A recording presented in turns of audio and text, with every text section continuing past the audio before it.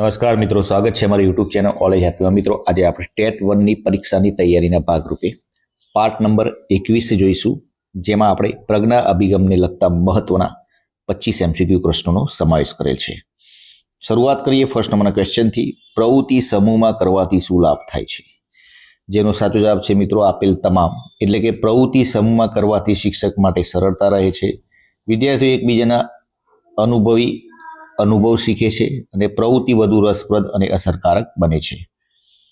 Next question, શિક્ષક સમર્પિત જૂથમાં સમાવિષ્ટ વિષય વસ્તુ શું છે? તો શિક્ષક સમર્પિત જૂથમાં સમાવિષ્ટ વિષય વસ્તુ શું છે? તો સાચો જવાબ રહેશે બી ઓપ્શન, સંકલ્પના સ્પષ્ટીકરણ। નેક્સ્ટ ક્વેશ્ચન, શિયાળ અને કાચબો વાર્તામાં કયો ભાવ રહેલો છે?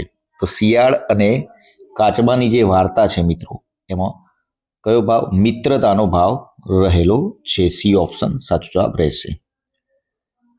તગારાના પાણીમાં ફૂંક મારવી દ્વારા બાળક શું શીખશે? તગારાના પાણીમાં ફૂંક મારવી એના દ્વારા બાળક શું શીખશે? એના દ્વારા બાળક અવલોકન શીખશે। બી ઓપ્શન સાચો જવાબ રહેશે। સમૂહ કાર્ય એકમાં કઈ પ્રવૃત્તિ કરાવી શકાય? સમૂહ કાર્ય એકમાં કઈ પ્રવૃત્તિ કરાવી શકાય? તો આપેલ તમામ। એટલે કે અભિનય ગીત પણ કરાવી શકાય, વાર્તા પણ કરાવી શકાય અને નાટ્યકરણ પણ કરાવી શકાય। નેક્સ્ટ ક્વેશ્ચન, શબ્દ, ચિત્ર અને વર્ણન શામાં આપવામાં આવ્યું છે? શબ્દ, ચિત્ર અને વર્ણન શામાં આપવામાં આવ્યું છે? તો સચિત્ર બાળ પોથીમાં શબ્દ, ચિત્ર અને વર્ણન આપવામાં આવ્યું છે। શિક્ષક આવૃત્તિમાં શું દર્શાવવામાં આવ્યું નથી? તો શિક્ષક આવૃત્તિમાં મિત્રો શું દર્શાવવામાં આવ્યું નથી? પ્રગતિ રજિસ્ટર વિશે દર્શાવવામાં આવ્યું નથી। એટલે કે બીજા 3 ઓપ્શન દર્શાવવામાં આવ્યા છે। સમૂહ કાર્ય 1 વિશે, રમે તેની રમત વિશે, સપ્તરંગી પ્રવૃત્તિ, આ બધું તો દર્શાવવામાં આવ્યું છે, પ્રગતિ રજિસ્ટર વિશે દર્શાવવામાં આવ્યું નથી। નેક્સ્ટ ક્વેશ્ચન, ગણિતના વર્ગમાં વર્ગ કાર્યની શરૂઆતમાં સમૂહ કાર્ય કેટલો સમય કરવાનું રહેશે?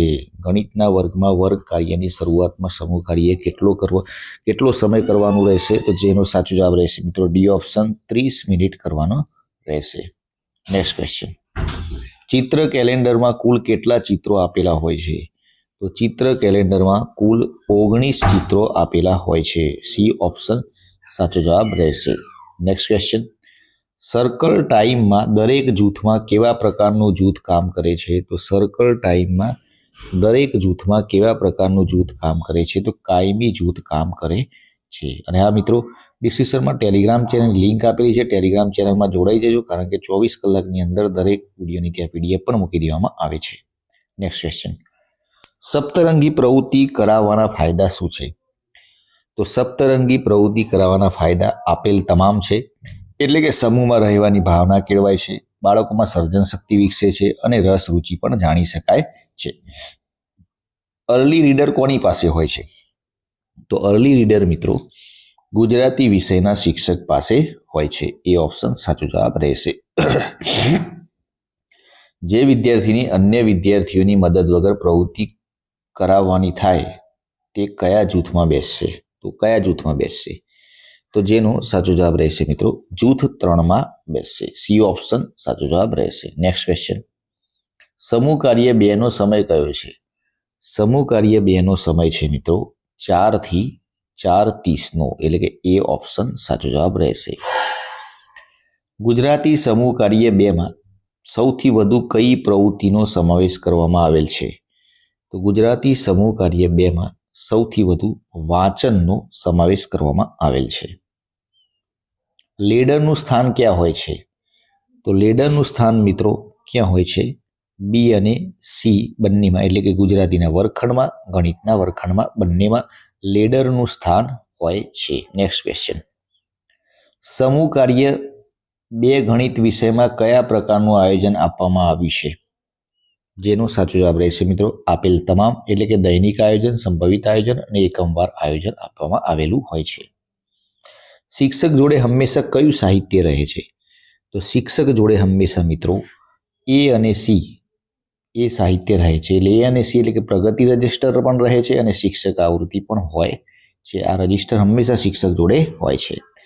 ગુજરાતી વિષયમાં ચિત્રવર્તનની કુલ કેટલી પુસ્તિકાઓ આપવામાં આવેલ છે?